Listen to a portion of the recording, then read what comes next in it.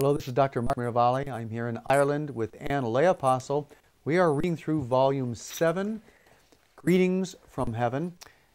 I would like to read you the July 22nd, 2004 message from St. Daniel, followed by a commentary by Anne. Here are his words, and I quote, "We are happy for you, brothers and sisters. The time of darkness is both nearing its end and drawing nearer. The difference between the darkness of past times is that in the past you experienced the darkness of sin. Future darkness will be the darkness of purification. Of the two, I would anticipate the latter with greater joy. This is obvious because whatever comes from God's hand is for our benefit, whereas anything that comes from the hand of the enemy will work against us and pull us away from truth. So when you consider the future and you feel the very human impulse to be afraid, remember that God is directing the changes. You cannot fear what comes from God because He will use it for your sanctification. Let us consider sanctification. Sanctification is a process rather than an event or a state of being. We move through this process obtaining greater and greater spiritual ability and awareness. We are destined to reach a certain level on the earth. We do this through cooperation with Christ's sanctifying grace, which granted through prayer, the sacrament, and generally living as a Christian. Now, my friends on earth will not be offended if I say that from my vantage point, the high ground that is heaven, I see a world in which many, including many who were destined to be great spirit leaders, have failed to cooperate with the process of sanctification in their lives. This is bad. The world suffers. Souls directly around this person who were destined to flourish wither, and the individual himself does not reach the high level that is available to him. This widespread phenomenon of non-surveillance is a result of the darkness, of course, but has also fueled the darkness. I speak now of the darkness of sin and not the darkness of purification. After the darkness of purification, which is allowed by God, souls will serve again. They will cooperate joyfully with the process of sanctification in their lives. Brothers and sisters, there will be peace on earth. That will be end result.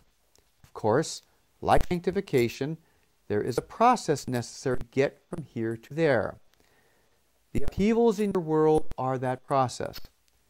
It will look like an extended and inflated time of the enemy's darkness, but I am telling you today that our Lord, in His wisdom and mercy, is allowing the enemy to run, knowing full well that the enemy, even in your world, cannot survive. You are familiar with the idea of giving a bad person enough rope with which they eventually damage themselves? That is a general description of what is to occur. For those of you who object to this, tempted towards anger at God for allowing the enemy to operate, let me say that you are shouting a little too late and a little softly.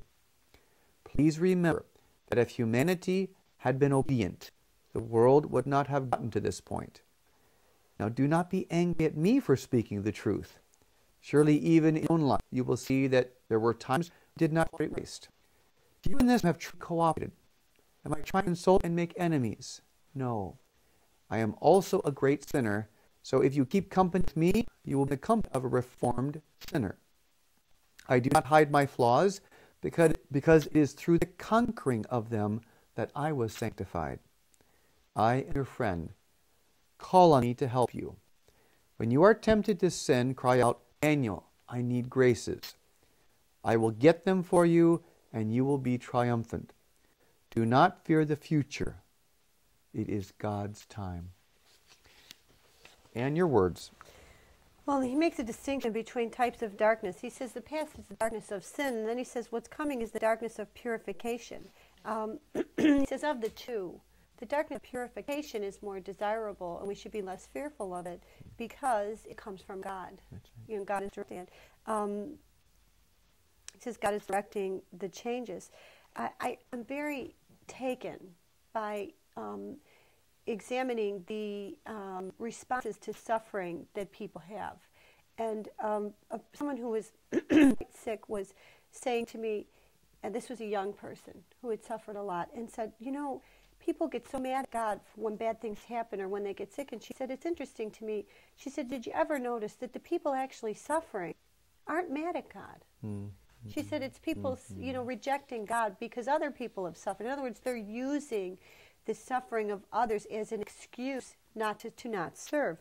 And there's flooding in the Midwest at the time that we are taping this. And I saw a man, and he was talking about the fact that his house was saved. And they said, you must be so happy, you must be so relieved. And he had this very tragic face on. He said, well, I am relieved. He said, but my house being saved means someone else up there is lost. And he began to sob. He was so beautiful and was working as a volunteer to try to help. I mean, they're all pitching in. You see the beautiful camaraderie in these tragedies. Okay, so now, then the woman was, she had lost everything.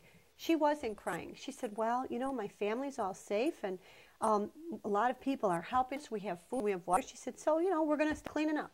Right. And it's beautiful. Yeah, and this distinction, which are helpful, in spiritual life, we have the same type of things. I mean, we sin, right? We go to confession, we go. Then there's, what John of the Cross calls the darkness of purgation. That's something that God is directing. So, as it is individually, so it is globally. Right. If God is directing a purification for the sake of kind of passion, death, and resurrection, church of the world, then so be it. And that has to give us confidence and peace. This is not a type of atheistic idea that there's hysteria, no one's in charge anymore. Oh, no. It's the opposite. God is directing this, and that's where peace comes from. And that's where our peace comes from. And we are called to lead in this time. If we are apostles, called to lead by our example of peace and acceptance, as those two people did. Right. Those two people could have been lay apostles. They're probably Christians, they're or holy people, any faith.